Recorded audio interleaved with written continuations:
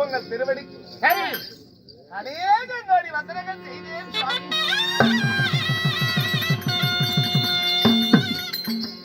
ஆகட்டும், வணக்கமெல்லாம் இருக்கட்டும்.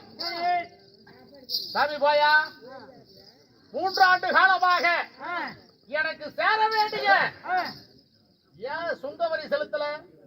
சுவாமி, சிற்றரசுகளா பேரரசருக்கு கப்பல் செலுத்தி அடிபணிந்து வாழணும். இது சிற்றரசுகளுடைய கடமை. ஆமா, 3 ஆண்டு காலமாக ஏன் சுங்கவரி செலுத்தல? என்ன காரணம்? ஐயா 3 வாரிடமாக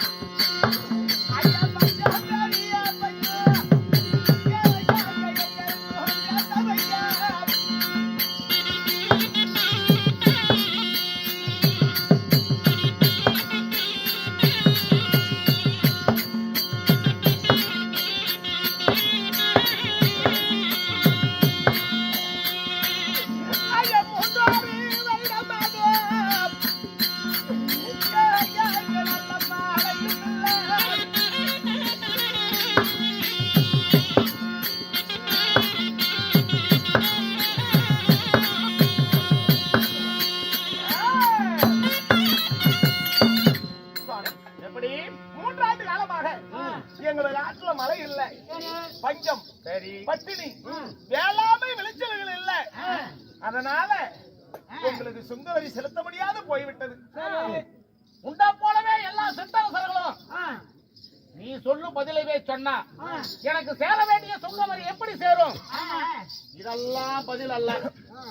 எனக்கு சேர வேண்டிய சுங்கவரி செலுத்த வேண்டும். நீ சுவாமி, என்ன எனக்கு ஓராண்டு நீங்க அவகாசம் தரணும். நீ ஓராண்டு அவகாசம் தந்தீங்கன்னா உனக்கு சேர வேண்டிய சுங்கவரி செலுத்திடுவேன். சாமி போயா, இப்பவே 3 ஆண்டு காலமாக நீ சுங்கவரி செலுத்தாம இருக்கிறது. ஓராண்டு காலம் எல்லாம் உனக்கு நான் காலதாமதம் விட முடியாது. 3 பொழுதுக்குள்ள எனக்கு சேர வேண்டிய சுங்கவரி வந்து சேர வேண்டும். அப்படி சேராத விட்டா உயிரோட கண்டப்பிடிக்க காடகத்தில் விட்டுருவேன்.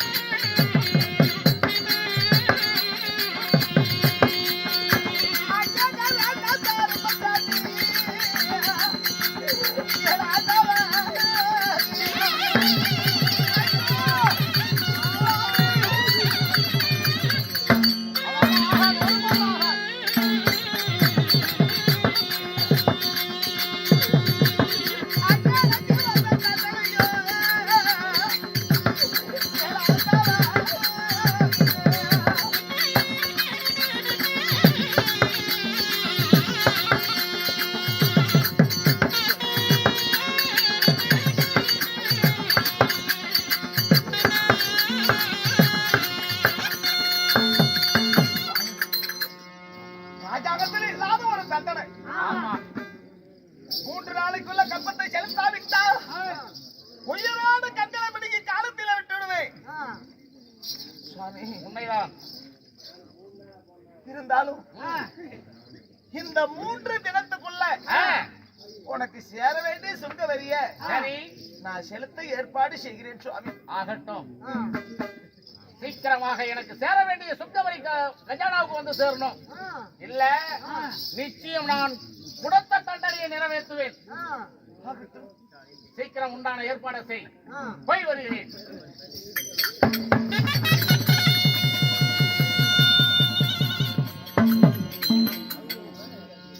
டெல்லி அரசனாகப்பட்டவன் 3 ஆண்டு கால கப்பத்தை செலுத்தாத விட்ட காரணத்தினால் 3 தினத்துக்குள்ள கட்டாவிட்டா உன்னை உயிரோடு கண்களை பிடிங்க காலகத்திலே விட்டு விடு சொல்லிக்கிறார். அதனால கஷ்டத்திலையும் இன்பத்திலையும் பங்கு கொள்றவ தன் மனைவி. அதனால என் மனைவியை அழைத்து நான் சில வார்த்தைகள் பேச வேண்டியது. சாமி போய் அழைத்தார் என்று என் மனைவியாகிய சித்திரவல்லியே அதை சீக்கிரம் அழைத்து வா.